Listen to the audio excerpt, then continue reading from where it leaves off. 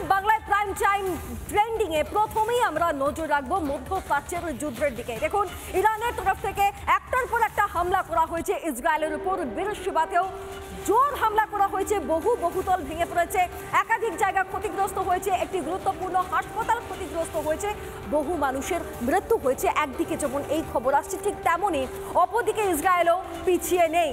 ইসরায়েলও ইরানের নির্দিষ্ট কিছু অংশে আঘাত এনেছে, যার ফলস্বরূপ বেশ কিছু জায়গা ক্ষতিগ্রস্ত হয়েছে ইরানের।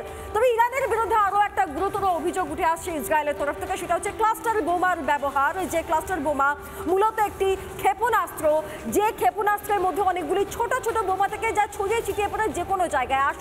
আশঙ্কার জায়গা হচ্ছে এই বোমাকে আটকানো খুব কঠিন, তার কারণ যে যত্রতত্র এটা ছড়িয়ে পড়ে এবং সাধারণ মানুষের ক্ষতি করতে পারে। ইরানের তরফ থেকে কিরকমই হামলা চালানো হয়েছে ইসরায়েলের উপর, দেখুন একটা বিশেষ রিপোর্ট।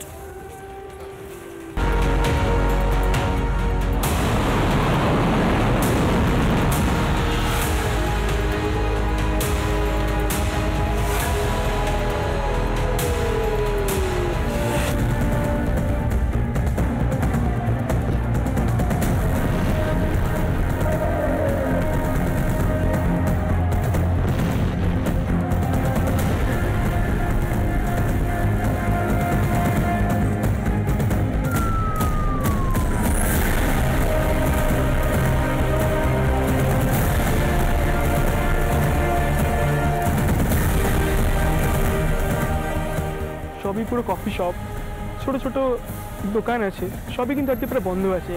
যখন এখানে মিসাইলটা পড়েছিল, পুরো কাঁচ ভেঙে, এখানে যে পুরো গ্লাস ছিল ওটা পুরো ভেঙে গেছে এবং দোকানেও কিন্তু অনেক ক্ষয়ক্ষতি হয়েছিল।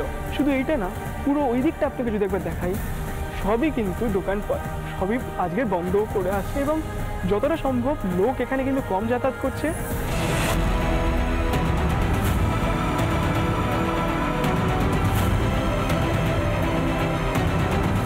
আমি এই মুহূর্তে তেল আভিভ সমুদ্রের একটা কিনারায় আছি এবং আমরা দেখছি যে যতটা লোক অন্য দিনে আসে আজকের কিন্তু অনেকটাই কম এসছে। কিন্তু অনেক আমরা ভাবি যখন ইরান হামলা করছে, মিসাইল আসছে, আজকেও যেমনি দুখানা মিসাইল পড়েছিল একটা হাসপাতালে আর একটা ডেন্স সিভিলিয়ান পপুলেশনের এলাকাতে, কিন্তু তাও আজকের লোক যদিও কম এসছে কিন্তু একেবারেই যে নেই তা বললে চলবে না। মনের মধ্যে ভয় আসছে লোকের যে যদি সাইরেনটা বাজে কোথায় দৌড়াতে হবে।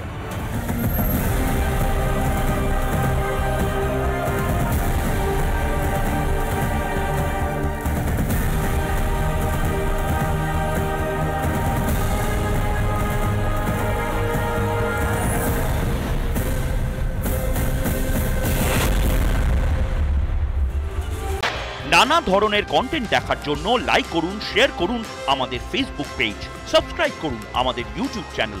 পাশাপাশি অন্যান্য ব্রেকিং নিউজের জন্য অবশ্যই চোখ রাখুন রিপাবলিক বাংলায়।